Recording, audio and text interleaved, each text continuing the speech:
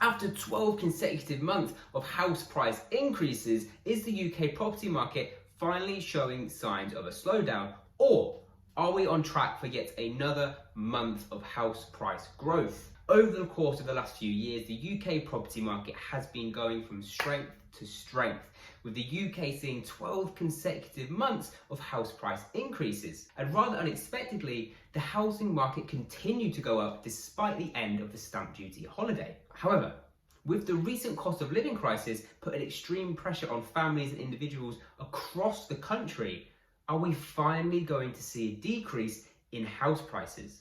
Well, the data in fact suggests otherwise, with recent data from Halifax, the UK's largest mortgage lender, suggesting that the housing market is only getting stronger, with house prices rising at an annual rate of 13%, the highest growth in almost 2 decades. But there are in fact warning signs that the property market may have to cool off soon, as data released by the Office for National Statistics on housing affordability shows that house price growth is fast outpacing incomes. The report shows affordability based on the ratio of property prices to average earnings. In Scotland and Wales, the ratio is 5.5 and 6 respectively. In England, we saw 8.7, the highest since 1999 when they began tracking this data. And within England, there are of course variations. For example, in Newcastle, the cost of an average home was 12 times the annual income of someone in the lowest income bracket. And in London, it was a whopping 40 times. Now, there just comes a point in the market when housing is just simply too expensive for potential buyers. But unfortunately, thanks to unseen and extended periods of super low interest rates, it means that it's actually taken longer than normal to arrive at this reality. And because inflation is soaring, central banks across the world have been forced to raise interest rates, which, when super low fixed rate mortgages end and need to be moved to the new higher rates, this could cause affordability issues for people, especially as the cost of living crisis continues to worsen, and with people having to make a very hard decision between do they heat their home or do they buy food. However, the increase in interest rates is actually having the adverse effect than expected.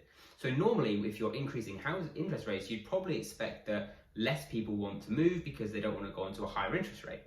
Well, what's actually happening is people are moving sooner rather than later because they want to lock in a lower interest rate before the interest rates go up again.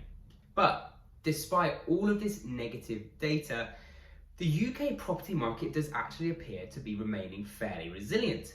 Although demand for homes has slowed in 2022, demand still remains 25% above the average over the past 5 years and is in fact on par with this time last year. Housing sale expectations are forecast to reach 1.3 million, 100,000 more than was forecast at the start of the year, and house prices are still forecast to rise by 5% by the end of the year, which, if forecasts are in fact correct, means the average house price in the UK will reach a record £260,000. So, what does all of this mean? Well, in my opinion, I don't expect to see a property market crash of 10+%.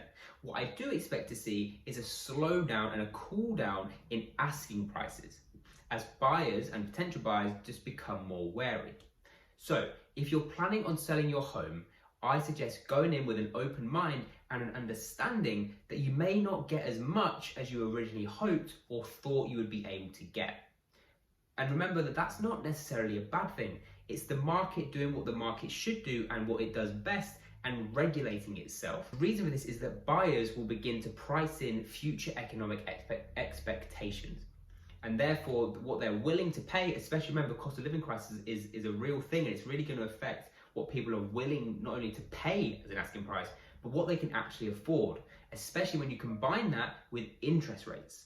The increased interest rates means that what you could originally afford at lower rates, you cannot afford at these higher rates. And don't get me wrong, the rates are not high by any means, but they're higher than what we're used to. So guys, there we have it. There's a roundup of some of the new data that's come out and also what I am expecting to happen as we go on over the next few months. I hope you found this video useful. If you did, please remember just to hit that like button, tap the subscribe button, and I will see you in the next one.